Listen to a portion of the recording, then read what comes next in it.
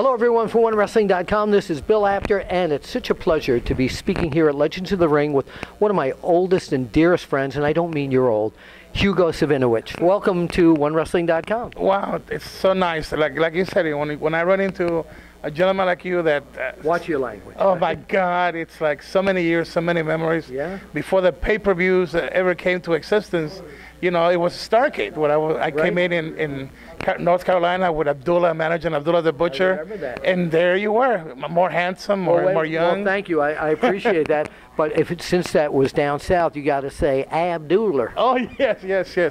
And a plug for him. If you go in Atlanta, you got to go to Abdullah's International House of Ribs. Yes. The best. Great place. Great Good place. to see you, my brother. Good to see you, too. So you're no longer broadcasting, as we know, at WWE. So you have so many fans out there who are wondering what you're doing these days. Yeah, well, since October 5th, like you said, I no longer do the WWE broadcasting.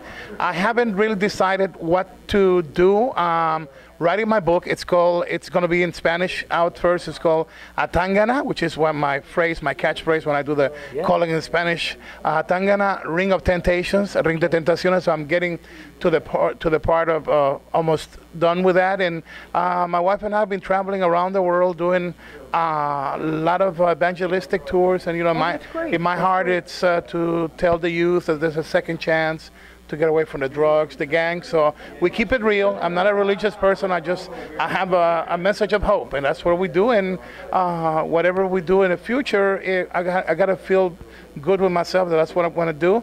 But obviously, wrestling is a gigantic tool for me to talk to the youth, especially because they follow wrestling. Yeah, so they all want to know, do you know this one and do you know this one? Yes, I talk to them 20 minutes about wrestling, and then I say, give me 5 minutes, and I tell them not to do the drugs, not to do the gangs, and, you know, go back to school, and, you know, let's keep it real. So I got to ask you now, since, you know, I've been on the photography end, the wrestling end, and the broadcasting end, what's the most dangerous thing that ever happened to you while you were broadcasting? Oh my goodness, that table at ringside, besides the breaking of the table, it was like Carlos, my partner, we got hit in the nose when wrestlers would go over, clipped in the nose, in the mouth. That famous fall of Mick Foley with Undertaker. Cage, People see the fall, but if you see the video, just check how close his leg came from our faces, because we were sitting.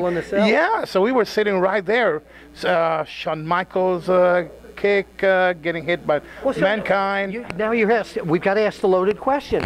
Why did they always pick on the Spanish announce table? I believe that it just happened to be when they did it they did it on the American table, and it wasn't like a big reaction. But for some reason, when they did it on the Spanish table, they thought it was like great. So it was like maybe the way you guys reacted better than the American. Oh my God! I don't speak Spanish, so yes, I'm trying to... I believe so. I think it's a passion also. You have a Colombian guy, Carlos, Ecuadorian guy, Hugo, and you know how passionate we are about this industry. And I guess it was just a combination. It just became a hit. The only Spanish I speak, when I used to watch the shows from the Olympic Auditorium in New York on Channel 41, they used to say... Mike Liddell was the promoter. Yes, and they used to say, Canal 41, the Canal Grande Spectacular.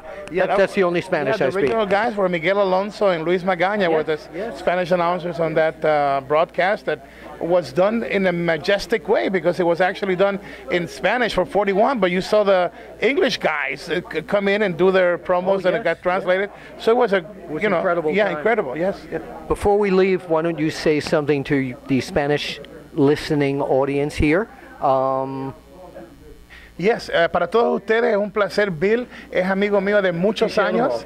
Guillermo, la pasión de la lucha nos une, una amistad, y gracias por estar con nosotros. También predico la palabra de Dios, que Dios me lo bendiga en el nombre de Jesús. Y ¡Tangana! How would you say see you at the matches in Spanish? Nos vemos en la lucha libre.